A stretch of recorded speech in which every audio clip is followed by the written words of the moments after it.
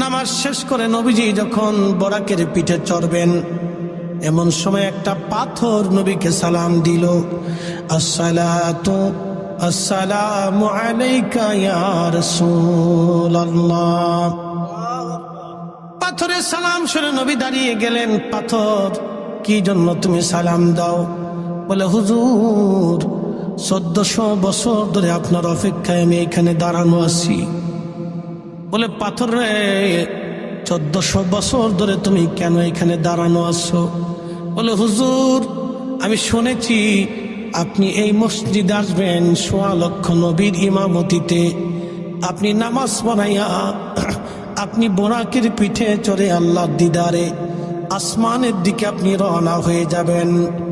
ইয়া রাসূলুল্লাহ, ইয়া হাবিবাল্লাহ, নবীজি আমি পাথর, আপনার কদমের একটু ধুলির আশায় এই 1450 বছর ধরে আমি মসজিদের পাশে আমি অপেক্ষায় আছি।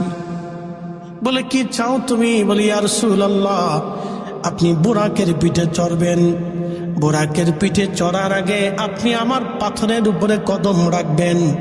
আপনি কদম রেখে বুরাকে চড়বেন। আপনার পা মোবারকের একটু ধুলির আশায় আমি পাথর 1400 বছর ধরে দাঁড়ানো আছি। আপনি রাসূলের তাজিমকে ছোট করে দেখতে পারেন না তো? আর আপনি দেখলে কি আসে যায়? যার জীবন তার কবর, তার হাসর। আচ্ছা, কি মনে করেন কিয়ামতের ময়দানে আল্লাহ রাসূলের সামনে দাঁড়াইতে হবে না? কথা কন না কেন? দাঁড়াইতে হবে। রাসূলের হামদের পতাকা ছাড়া, সুপারিশের পতাকা ছাড়া জান্নাতে যাইতে পারবেন? কখনোই না। যদি পারেন কোন দলিল আছে আমাদের দেখান। তো রাসূলুল্লাহর অসংখ্য হাদিস মিথ্যা হবে। সহিহ বুখারীতে কিতাবুল শাফা, বাবুল শাফার অধ্যায়গুলি মিথ্যা হয়ে যাবে। রাসূল বলেছেন, আমার উম্মত, আমি সেই ব্যক্তি মেহশরের মাঠে সবার আগে সুপারিশ করব। আমি সেই অনলি 1% ব্যক্তি যার হাতে হামদের পতাকা থাকবে। আমি সেই ব্যক্তি যার হাতে সুপারিশের পতাকা থাকবে। আমি সেই ব্যক্তি, সমস্ত সৃষ্টি যখন আল্লাহর সামনে মাথা নত করে সিজদায় পড়ে থরথর করে কাঁপবে, আমি সেই ব্যক্তি আল্লাহর আরশে মুআল্লার ডান পাশে আল্লাহ আমার আসন বরাদ্দ করে আমাকে মাকামে মাহমুদ ওয়ালা বানিয়ে সর্বোচ্চ প্রশংসিত স্থানে আল্লাহ আমাকে অধিষ্ঠিত করাবে। আমি সেই ব্যক্তি মেহশরের মাঠে আমি যা বলবো আল্লাহ আমাকে তাই দিবে। আমি সেই ব্যক্তি, আমি কিয়ামতের ময়দানে যাকে জান্নাতের কথা বলবো আল্লাহ তার কথাই মেনে নিবে। আমি সেই ব্যক্তি যে সর্বপ্রথম আমার উম্মত নিয়ে, আমার পতাকার নিচে, আমার পিছে পিছে আমার উম্মত নিয়ে আমি সবার আগে জান্নাতের দরজা খুলে আমি আমার উম্মত জান্নাতে পাঠাবো।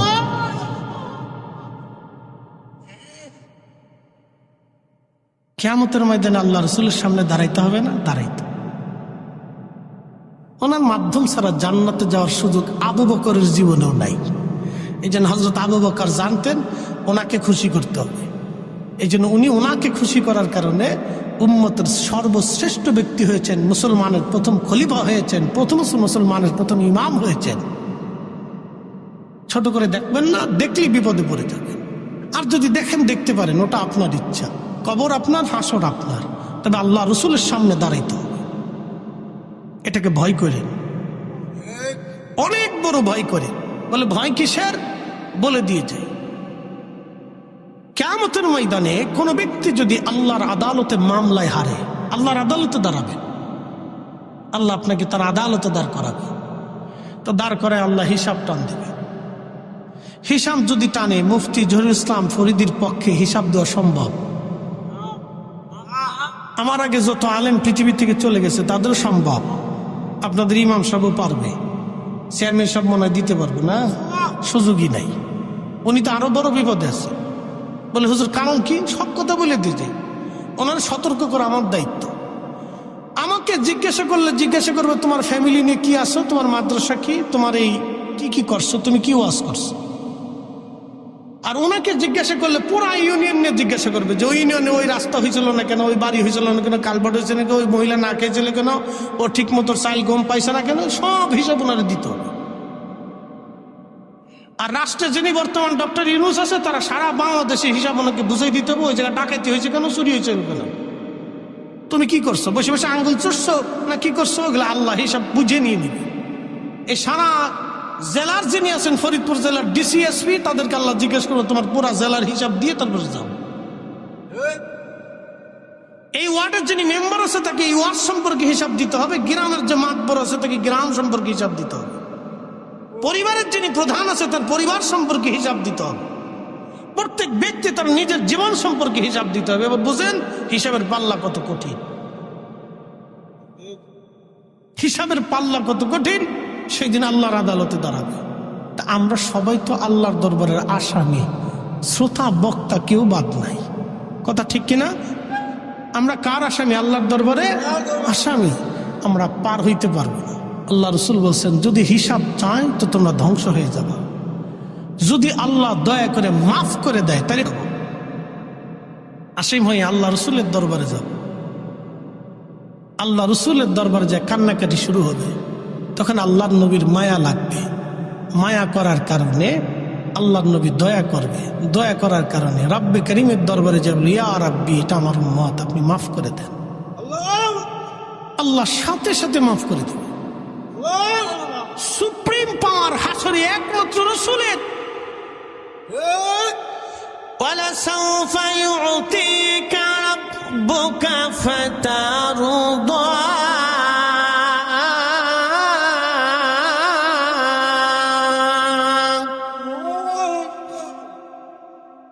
কোরআনে রব বললেন হুজুর আমি আপনাকে অচিরেই খুশি করব। সাহাবীরা এসে বলেন আল্লাহ ইয়া রাসূলুল্লাহ, আল্লাহ কি বললেন বুঝলাম না। বলে আল্লাহ আমাকে খুশি করবে। নবীজি বলেন সাহাবীরা রে শুনে যাও, কিয়ামতের ময়দানে আমি যা চাবো আল্লাহ আমাকে তাই দিবেন। তবে শোনো, আমার একটা উম্মত জাহান্নামে থাকা অবস্থায় আমি নবীজি জান্নাতে চলে যাব না। আমার প্রত্যেকটা উম্মতকে শেষ সময় পর্যন্ত জাহান্নাম থেকে বের করে আমি নবী তারপরে খুশি হব এবং আল্লাহর জান্নাতে আমি চলে যাব। একবার আওয়াজ তুলে বলা যাবে আল্লাহু আকবার। তুমি মোদের আশার আলো, ঠিক কিনা? তুমি মোদের আশার আলো, তাই তো তোমায় বাসি ভালো। তুমি মোদের আশার আলো, তাই তো তোমায় বাসি ভালো। হৃদয় নামের ফুলদানিতে, হৃদয় নামের ফুলদানিতে গেথে রেখেছি প্রেমের মালা। ইয়া রাসূলুল্লাহ, ইয়া হাবিবাল্লাহ, ইয়া রাসূলুল্লাহ। আল্লাহুম্মা সাল্লি আলা সাইয়্যিদিনা মাওলানা মুহাম্মদ।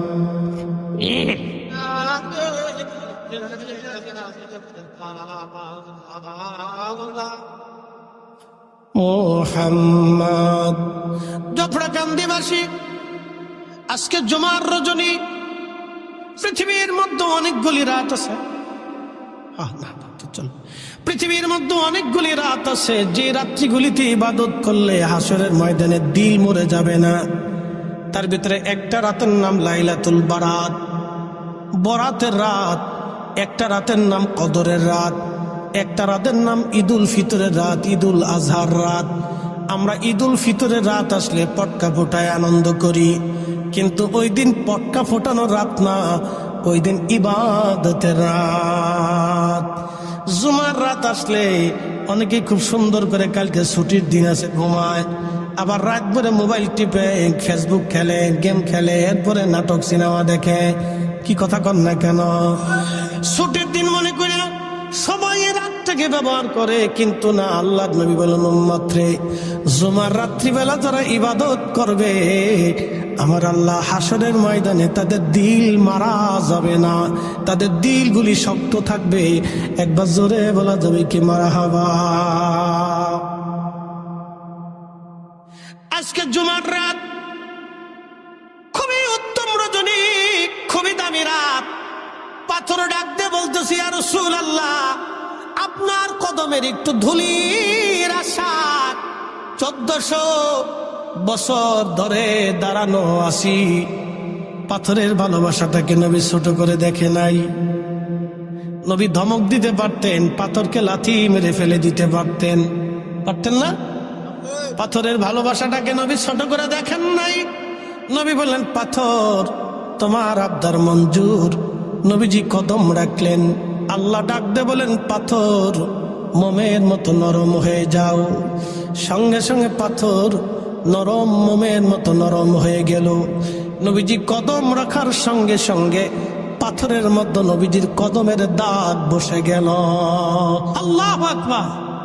এখনো সেই দাগ আছে, এখনো সেই দাগ বাইতুল আকসাতে এখনো আছে, সেই দাগ এখনো সেই পাথর আছে বাইতুল আকসাতে এখনো আছে। শুনলে আপনি খুশি হবেন। উহুদের সেই ফাঁকা জায়গা যেখানে নবী দন্ত মোবারক শহীদ হওয়ার পরে নবী বিশ্রাম করেছিলেন, ওখান থেকে যে সুঘ্রাণ আমরা পেয়েছি, কয়েক ঘন্টা ব্যাপী যে সুঘ্রাণ আমরা পেয়েছি, আল্লাহর কসম করে বলি একই রকম সুঘ্রাণ ওই পাথরের ভিতর থেকে এখনো বের হতে থাকে। আতর সুরমা কিচ্ছু দেওয়া লাগে না, অটোমেটিক পাথর থেকে সুঘ্রাণ আসতে থাকে। পাথরে নবীজির কদমের দাগ লেগে গেল। একটা পাথর রাসূলকে ভালোবাসার জন্য নবীজি ছোট করে দেখে না, এখনো দাগ আছে। 1450 বছর ধরে সুঘ্রাণ এখনো আসে। আপনি আশ্চর্য হবেন, কি করে এটা সম্ভব হয়? হয় এর অর্থ হলো নবী দুনিয়ার থেকে পর্দা নিয়েছেন, কিন্তু নবীর মুজেজা এখনো পর্দা নেই নাই। নবীর মুজেজা এখনো পর্দা নেই নাই। নবী পর্দা নিয়েছেন, কিন্তু মুজেজা শেষ হয় নাই। আপনি আল্লাহ রসুলের কোন বিষয়কে ছোট করে দেখবেন না। আরো বলি, বুঝাই দিই। মদিনাতে এক বুজুর্গ গেছেন, হজ শেষ করে এই বুজুর্গ মদিনা মুসাফিরখানায় বিশ্রাম করেন। মদিনা যারা অরিজিনাল মাদানি, এখন ডুপ্লিকেট মাদানি বাংলাদেশে অনেক। বলে, হুজুর কি মাদানি? যারা মদিনা ভার্সিটিতে পড়ে তাদের নামের পিছনে লাগাইছে মাদানি, আবার মদিনায় জীবনে কোনোদিন থাকেও নাই, সেও লাগাই দিছে মাদানি। এগুলো কিন্তু অরিজিনাল মাদানি নেই, জাল মাদানি। কি মাদানি? জাল মাদানি, অরিজিনাল মাদানি না। অরিজিনাল মাদানি হলো নবীর বহু মদিনার বাসিন্দারা, 1450 বছরের যারা বাসিন্দা, এরা হলো অরিজিনাল মাদানি। যারা আনসারি মুহাজিরি 1450 বছর ধরে মদিনায় বসবাস করে, পূর্বপুরুষ বংশ, কুরাইশি বংশ, আনসারি বংশধর যারা, তারা হলো অরিজিনাল মাদানি। এই অরিজিনাল মাদানি বাচ্চা কাচ্চা দেখলে আপনি বুঝবেন এটা মাদানি। সব বাচ্চারা মদিনায় হই হুল্লা করে, দৌড়াদৌড়ি চিল্লা পাল্লা করে, কিন্তু মদিনার বাচ্চারা কখনো মদিনার সীমানার ভিতরে চিল্লা পাল্লা দৌড়াদৌড়ি লাফালাফি করে না। ওরা খুব আদবওয়ালা এবং খুব নরম ভদ্র। ছোট্ট বাচ্চা থেকে এত ভদ্র এবং শরীফ পৃথিবীতে কোনো মানুষই হতে পারে না। আমাদের বাচ্চারা তো ট্রিং ফিরিং করে লাফালাফি, ফানাফানি, গালাগালি, কিন্তু মদিনার বাচ্চাদেরকে আপনি কখনো পাবেন না। অরিজিনাল মাদানি যারা, সে বাচ্চাগুলি খুব নীরবে নিভৃতে মদিনায় এসে চুপচাপ বসে থাকে। মসজিদে নববীর মধ্যে সে চুপচাপ তারা নামাজ পড়ে, কিতাব পড়ে, কোরআন পড়ে চলে যায়। তাদের একটা বৈশিষ্ট্য, তারা মেহমানদারি করে, খাবার তারা খাওয়ায় মানুষকে। খাবার খাওয়ানোটাকে আপনি ছোট করে দেখবেন না। জিলাপি খাওয়াইলে ভাবেন মিলাদে জিলাপি দিছে, তুই কি জিলাপির পাগল? এগুলি বলবেন না কখনো। আল্লাহ নবী বলেন, আমার উম্মত রে, তোমার যদি সামর্থ্য থাকে তুমি জাহান্নাম থেকে বাঁচার চেষ্টা করো। তোমার ভাইকে একটা খেজুর খাওয়াইয়া হলো জাহান্নাম থেকে বাঁচার চেষ্টা করো। একটা খেজুর খাওয়াইয়া হলো জাহান্নাম থেকে বাঁচার চেষ্টা করো। যদি তোমার সেই সামর্থ্য না থাকে উম্মত, তাহলে তোমার ভাইয়ের সঙ্গে মুস্কি হাসি দিয়ে হলো জাহান্নাম থেকে বাঁচার চেষ্টা করো। সৌদি আরবে একবার সহজলভ্য একটা খাবার, মিষ্টান্নর বদলতে তারা সবসময় খেজুর খাওয়াইতো। এটা আরবের সহজলভ্য খাবার। আর জিলাপি হলো বাংলাদেশের সহজলভ্য মিষ্টান্ন, এটা হাতের নাগালে পাওয়া যায়। আগে ছিল বাতাসা, বাতাসা এখন আর নাই, মানুষের একটু অর্থনৈতিক উন্নতি হয়েছে, এখন জিলাপি আছে। তার কয়দিন পরে জিলাপিও থাকবে না, যদি আরো একটু অর্থনৈতিক উন্নতি হয় তো জিলাপিও হারাই যাবে, তখন এই মিষ্টি টিষ্টি আরো কিছু ভালো জিনিস আসবে। আরো যখন মানুষের পয়সা করে আসবে তখন আজারে বাজারে মিষ্টি এটাও থাকবে না, এটা আরো উন্নত মিষ্টি আসবে। কি কথা ঠিক কিনা? এটা অর্থনীতির উপরে নির্ভর করে। কিন্তু আরবে মানুষ যত হাজার কোটি টাকার মালিক হোক না কেন, খেজুর থাকবে। তারা মেহমানদারিতে খেজুর রাখে, কারণ খেজুর হলো জান্নাতের ফল। একসাথে বলবেন না মারহাবা। কোথাকার ফল? জান্নাতে গেলে আল্লাহ খেজুর খাওয়াবে। কয়েকটা ফল আছে জান্নাতের ফল, তার ভিতরে একটা ফল জান্নাতি, একটা তিন, একটা জয়তুন, এগুলো জান্নাতি ফল।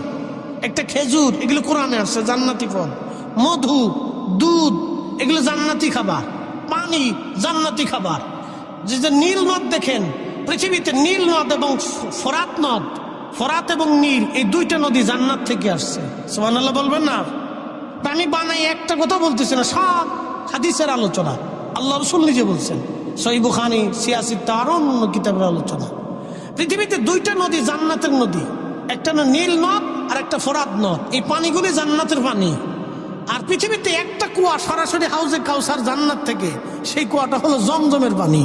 একসাথে বলবেন আল্লাহু আকবার। কোন পানি? জমজমের পানি হলো আল্লাহর জান্নাতের পানি। এজন্য আপনি জমজমের পানি আর দুনিয়ার সব পানি এক জায়গায় করবেন। জমজমের পানি আপনি একটা বোতলে রেখে দিবেন, 50 বছর ওই পানি ওইরকমই থাকবে, ওটা নষ্ট হবে না। কিন্তু ওই যে আমাদের দেশে যে বোতলজাত পানি আছে, এই পানি যদি আপনি রেখে দেন 2 বছর পর এটার মেয়াদ শেষ হয়ে যাবে, পোকা লাগবে, গন্ধ হবে। কিন্তু জমজমের পানি কিছু হবে না। পৃথিবীতে আর একটা পানি আছে, পানির নাম বীরে শেফা, শেফার পানি। বলে এটা কেন শেফার পানি হলো? শেফা কেন বলা হলো? এই শেফা যদি কোনোদিন মদিনাতে যান, মদিনার থেকে উহুদে বদরে যাওয়ার সময় একটা রাস্তা পাবেন। এই রাস্তা দিয়ে যাওয়ার সময় ডান পাশে একটা জায়গা পাবেন, এই জায়গার নাম হচ্ছে বীরে শেফা। এখানে 70 জন নবী নামাজ পড়ছেন, 70 জন নবী এই কুয়ার পানি পান করছেন। তার মানে এই কুয়ার বয়স 7000 বছর। একবার কম করে হলেও কত হাজার বছর? 7000 বছরের কুয়া এখনো আরবে আছে। এই রাস্তা দিয়ে বদরের যুদ্ধ শেষ করার পরে নবীজি আসতেছিলেন। আসার সময় সাহাবীরা ওইখানে তাবু গাড়লেন, নবীজিকে বললেন ইয়া রাসূলুল্লাহ, 70 জন নবী এখানে নামাজ পড়ছেন, এই কুয়ার পানি পান করছেন। নবী গো, আজকে কুয়ার পানি নাই, এটা শুকায় চৌচির হয়ে গেছে, একবারে ফেটে গেছে, কিচ্ছু নাই। আল্লাহর নবী হেঁটে হেঁটে এসে কুয়ার মধ্যে থুতু নিক্ষেপ করলেন। কুয়ার নিচ থেকে পানি উঠে কুয়া ভরে গেল। 1450 বছর পর্যন্ত আজও কুয়ার পানি নিঃশেষ হয় নাই। কোটি কোটি হাজিরা ওই পানি পান করে। আমি বোতল ভরে নিয়ে এসছি আমার বাসায়। পৃথিবীর কোনো পানির সাথে এই পানি মিল পাবেন না। এটা কি বলবেন? এই জন্য নাম শেফা, ওষুধের মতো লাগে। আল্লাহ রাসূলের কোনো কিছুকে ছোট করে দেখার সুযোগ নাই তো আপনার। আপনি দেখলেই বিপদে পড়বেন, আপনি দেখবেন তো মরবেন। আল্লাহর হাবিবের কোন বিষয়কে ছোট করে দেখবেন। এই যে মিলাদ পড়েন, দুরূদ পড়েন, এগুলো ছোট করে দেখবেন না। ছোট করে দেখার কিছু নাই। তো দোয়া করেন, ছোট করে দেখবেন কেন? এটা তো বরকতের কাজ। আল্লাহ রাসূলের দুরূদ যেখানে হয় সেখানে আল্লাহর অবারিত রহমত, সাকিন আল্লাহ নাজিল করতে থাকে। সুবহানাল্লাহ। পৃথিবী বিখ্যাত একজন বাদশা ছিলেন, তার নাম বাদশাহ সুলতান মাহমুদ গজনবী। ওনার বাদশাহী কত দূর ছিলেন বলি। বর্তমান আফগানিস্তান নাম শুনছেন না? আফগানিস্তানের কাবুল হচ্ছে বর্তমান রাজধানী, আগেও রাজধানী ছিল। এই কাবুলের একটা এলাকা আছে গাজনি। গাজনি, এই গাজনি ছিল ওনার রাজধানী, প্রাসাদ। এই গাজনিকে কেন্দ্র করে ওনার একটা সাম্রাজ্য ছিল, গজনি সাম্রাজ্য। আফগানিস্তান, উজবেকিস্তান, তাজাকিস্তান, তুর্কমেনিস্তান, এরপরে আপনার ইরান, এরপরে পাকিস্তান, বিরাট অংশ মিলে ওনার গাজনি সাম্রাজ্য ছিল। কিন্তু উনি খুব ন্যায়পরায়ণ একজন বাদশাহ, আশিক রসুল ছিল। বলে হুজুর কেমন? বলতেছি। একদিন এক তলাবা ইলম, সে খুব দরিদ্র এতিম, তো খুব অভাবে পড়ে বাচ্চাটা একদিন কান্নাকাটি করতে করতে ঘুমায় পড়ছে। স্বপ্নে আল্লাহর নবী তার দিদার দিলেন। সুবহানাল্লাহ। ছেলেটাকে বললেন, আমি তোমার রসুল আসছি, তুমি কান্দো কেন? বলি, ইয়া রসুল আল্লাহ, আমি এতিম মানুষ, আমার অর্থ করি নাই, মাদ্রাসায় চলতে আমার খুব কষ্ট হয়, আমি দিনহীনভাবে চলতেছি। প্রিয় নবীজি বললেন, তোমার যদি অভাব হয় তাহলে তুমি বাদশার কাছে চলে যেয়ে বলবার আল্লাহর রসুল তোমাকে হুকুম দিছেন আমার সমস্ত প্রয়োজন তুমি মিটাই দেবা। ছেলেটা বলতেছিল, হুজুর আমি বাদশার কাছে যেই কথা বলবো, কিন্তু প্রমাণ কি? আপনি যে আমাকে বললেন তার প্রমাণ কি দিব আমি? সে বিশ্বাস কেমনে করবে? কারণ ঘটনা তো স্বপ্ন, স্বপ্নের কথা সে কি করে মানবে? নবীজি বললেন, ছেলেরে তাহলে তুমি তাকে যা বলবা, সে প্রত্যেক দিন আমার নামে 5000 বার দুরূদ শরীফ পাঠায়, আজকে 7 দিন হলো সে আমার জন্য কেন দুরূদ হাদিয়া পাঠায় না? আল্লাহু আকবার! কত হাজার বার? 5000 বার দুরূদ পাঠায়, কিন্তু আজকে 7 দিন সে আমার জন্য দুরূদ পাঠায় না, কারণ কি জিজ্ঞেস করবা? এটা হলো ডকুমেন্টস। ঘুম ভেঙে সকালবেলা ফজর পরে ছেলেটা হেঁটে হেঁটে রাজদরবারে আসছে।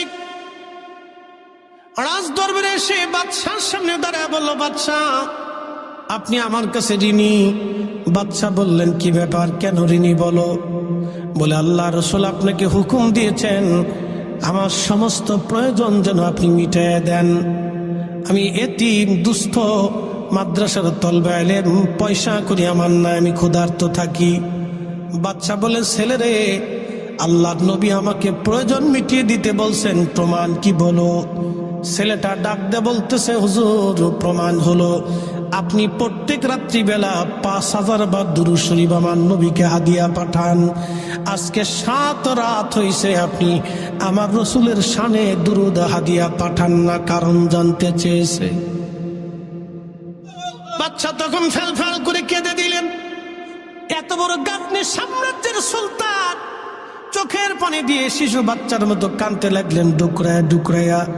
বলে, ছেলেরে ঠিক বলেছ, আমি প্রত্যেক দিন 5000 বার দুরূদ পাঠাইতাম, কিন্তু আমি যে দুরূদ পাঠাইতাম আমি ছাড়া আর কেউ জানতো না।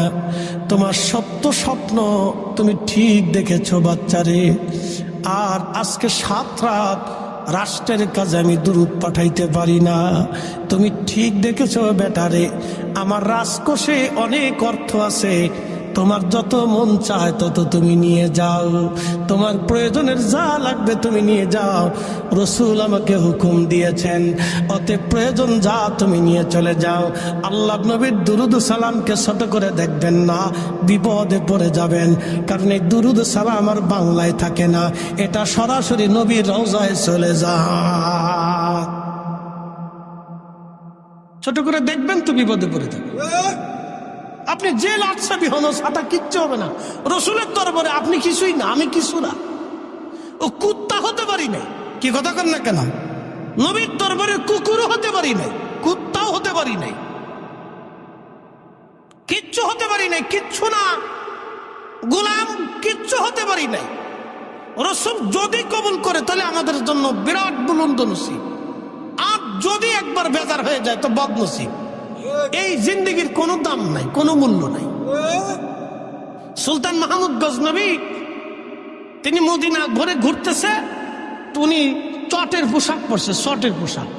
শর্ট বুঝছেন তো আপনার, ওই তখন মোটা কম্বল দিয়ে জুব্বা বানাইছে, মোটা কম্বল দিয়ে জুব্বা বানাইছে। এই জুব্বা পরে উনি কাজে করে পানির মশক নিয়ে সারা মদিনা মসজিদে নববী দিয়ে আশেপাশে দিয়ে ঘুরতেছে, আর হাজিদেরকে পানি খাওয়াচ্ছে। সৌদি আরব তো পানির খুব চাহিদা।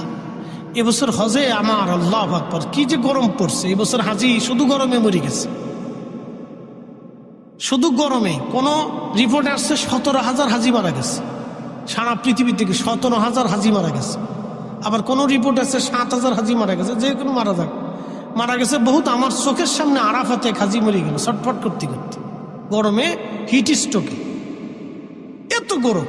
বাপরে বাপ, গরম কাকে বলে, পানি একটার পর একটা খাইতে হয়। তো প্রচন্ড গরমে পানির খুব চাহিদা ওই সৌদি আরবে। হজের সময় বেশি চাহিদা লাগে পানি, শুধু পানি পানি।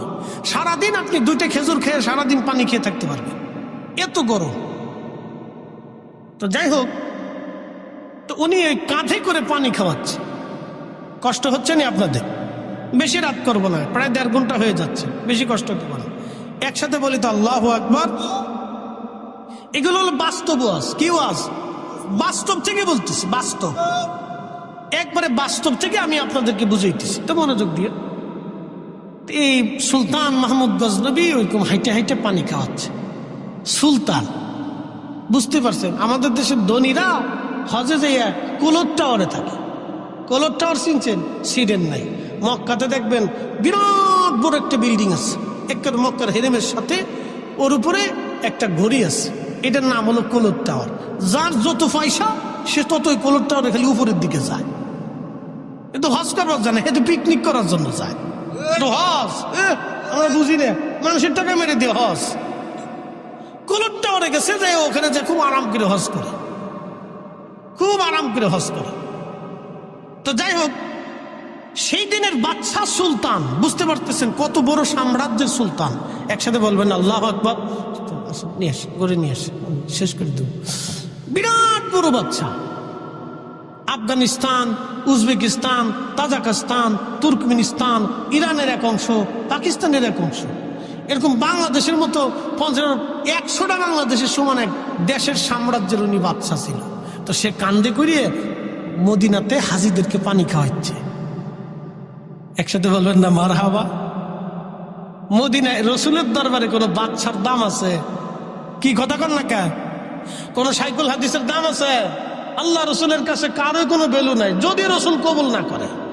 কি কথা ঠিক কিনা? রসুল কবুল না করলে বাদশা, ধনী, দরিদ্র, আলেম ওলামা, জ্ঞানী অজ্ঞানী কারোই কোনো মূল্য নাই।